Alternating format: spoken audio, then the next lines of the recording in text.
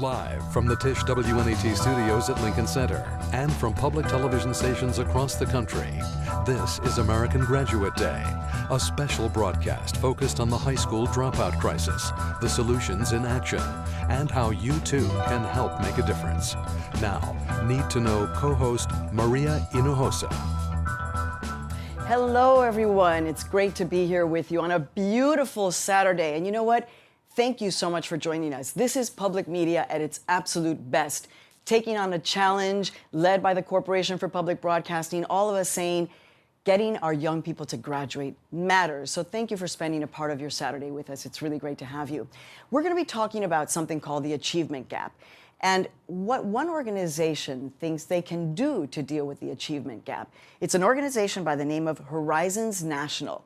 Now, the reason why they think that they can help deal with this achievement gap might be a little bit surprising.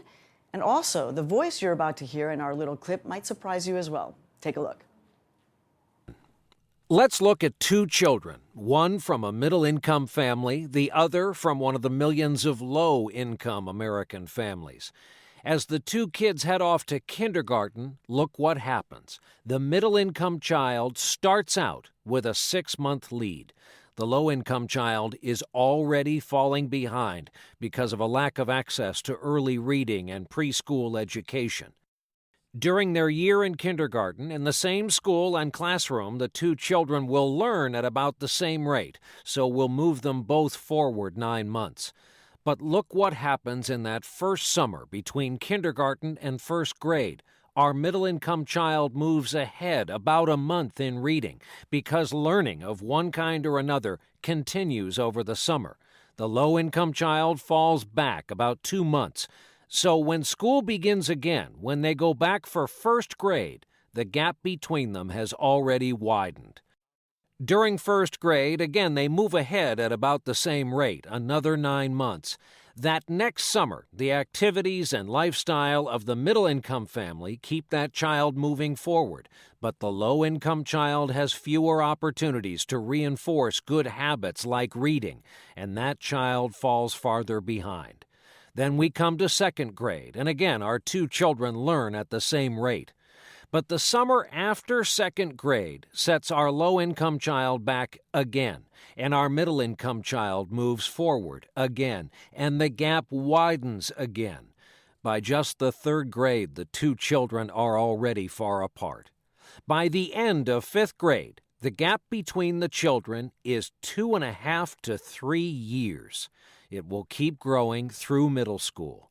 So you see, without addressing what's happening during the summer, it is impossible to ever catch up. It's impossible to close the gap.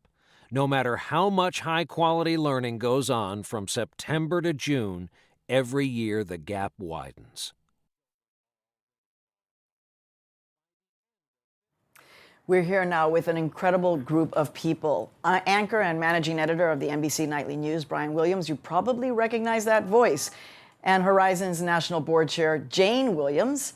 And Horizons National Board of Directors member and program alum, Joe Chan. Welcome to all of you. So, Brian, I mean, any issue, poverty, war, violence against women, why did you say preventing dropout and education, promoting education, is the one that you want to be involved with? Well, first of all, it helps to be married to the National Board Chair. But second, this is something all people should know about and be energized about. The phrase summer slide should be in our lexicon. This is fixable. Summer is just a part of our year. For too long, culturally, we've treated it as a kind of letdown, as dictated by the calendar. You know, I'm one of those middle-income kids, the product of two college graduates. While I dropped out of college myself, at least I was raised in a household. We didn't have instruction or anything close to it during the summer, but it's that cultural background. It's your surroundings. And we've now proven it can be made up for, and that can be done by the good folks at Horizon. So, Jane, how did you get turned on to this issue of understanding what happens in those summer months could be so crucial to perhaps preventing dropouts? Well, first of all, Maria, thank you for doing this. My mom was a teacher. She happened to be a teacher at the school where the first Horizons program started back in the 60s. And that was in Connecticut, right? In New Canaan, Absolutely. Connecticut. It was for Stanford and Norwalk kids in Connecticut. And so what we've realized now is the way to address this problem is really to figure out what works and do more of it. So we have 26 programs now around the country. And the achievement gap, summer plays a huge role in that. And both of these things are enormous factors in the dropout crisis. So if you find a program that works, what we do is we reinforce reading and math in the summer, but we also teach kids to swim, and they have opportunities to go on field trips. It's a fabulous summer experience, and it works. They go back to school in better shape than they were when they left. No summer slide. In fact, they're ahead by 2 to 3 months. So, Joe, you were part of the program. When somebody said to you, you know what, you should think about doing a summer program because that's going to help you later in life as a student, did you say, well, wait a second, that doesn't make sense. We're supposed to be on vacation during the summer. What was your reaction? You know, my mom had to make a very hard sell when I was a 5th grader that I would have to go to camp but also go to class. I think what made Horizons very unique was that it really made learning accessible. I remember one of my first learning experiences at Horizons was an Uno tournament with the Uno cards, the math game. I didn't even realize I was learning. It was so engaging. I got to call my instructors by their first names. It was not what I expected, but it turned out to be a great experience that really molded my life in so many ways. When Brian talks about the kind of cultural experience surrounding, let's say, a kid from the middle class of New Jersey versus another kid in another neighborhood where there isn't kind of a support structure, can something like Horizons really make a difference? Absolutely. I think, in addition to kind of the academic value of the program and the pure added value that it delivers, it also teaches kids a sense of possibility. As a Horizons student in Connecticut from Norwalk, I get to go see the tap dance kid on Broadway. I got to learn to swim at private pools of, New Canaan residents. It really just taught me that there was a much bigger world out there and that there was much more possible than, I realized the day before. All right, well, let's see a Horizons program in action. Take a look. Look at these green and orange tomatoes. A quiet parent from Armani. Justin. Horizons at St. Philip's Academy is a tuition-free 6-week academic enrichment program for public school students who qualify under federal free and reduced lunch guidelines. Who thinks they can try that on their own?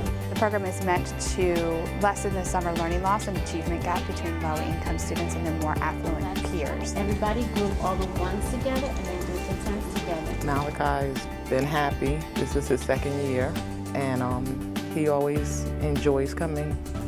St. Philip's Academy has always been about opportunity, and the Horizons program allows us to widen that opportunity to many more children. St. Philip's Academy is fully committed to funding the program 100% through gifts and grants. Therefore, we do not require the parents to pay any tuition or fees. Summer enrichment is so important for low-income students because the achievement gap and summer learning loss going into kindergarten is already 6 months and will grow to almost 3 years at 5th grade if they're not provided with enriching activities over the summer. It also provides a safe and nurturing environment providing those activities during the summer months where students would otherwise be on the streets or in front of TV. The kinds of improvements seen from the beginning of our Horizons Summer program through the end are astonishing.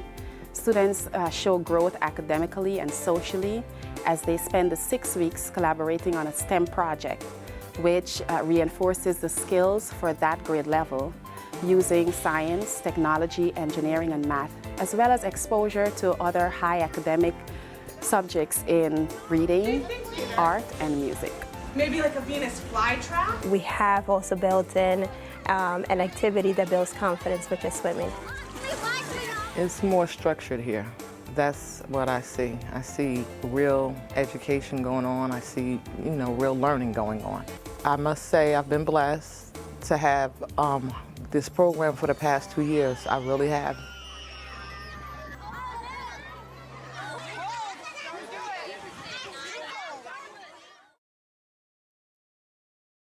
Now joining us is Sandler Francois and his son Jaden, who's a student in the Horizons program at Brooklyn Friends Schools. So, Jaden, let's start with you. Best part about Horizons would be what? My best part of Horizons is reading and math. What about the swimming? Did you like the swimming? Yes. Yeah, what'd you like the swimming about? What was good about it? What was good about swimming is you get to swim. You get to learn how to swim and jump from the diving board, and and when you know how to swim, you know how to swim inside a pool. All right. So, Sandler, when you hear your son talking this way about a program that kept him busy over the summer, and you're thinking, my God, here's my son saying he loves, summertime reading, math, and swimming.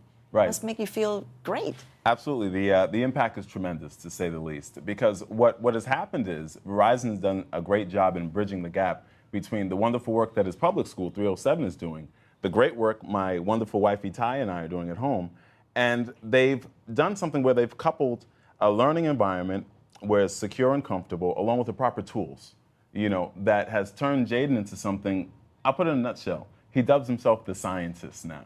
Oh, as an outcome of Horizons. I love that. Brian, when you hear that, what goes on for you? This is a ticket to ride. This is exactly what it's supposed to do. It's the most cost-effective, simple idea. It makes kids like Jaden, who now has a 98% success rate, to rocket right to college and pass all of us in life. This is the best idea ever hatched. It's a pretty good-looking futuro, the future, if I do say so myself.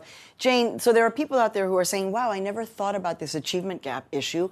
I never thought about this summer. Maybe I want to do something like volunteer, or maybe I want to get my own child enrolled. What do they need to do? Absolutely. If they want their child enrolled, or they want to volunteer or support the program, or they know of a school or college or university that could host a program, 26 around the country and growing, please go to the website, horizonsnational.org. And Jaden, well done, man. You're a star. You're a star. Well, thank you to all of you. This was really wonderful. As I said, it says something that all of you are here on a Saturday, a gorgeous day.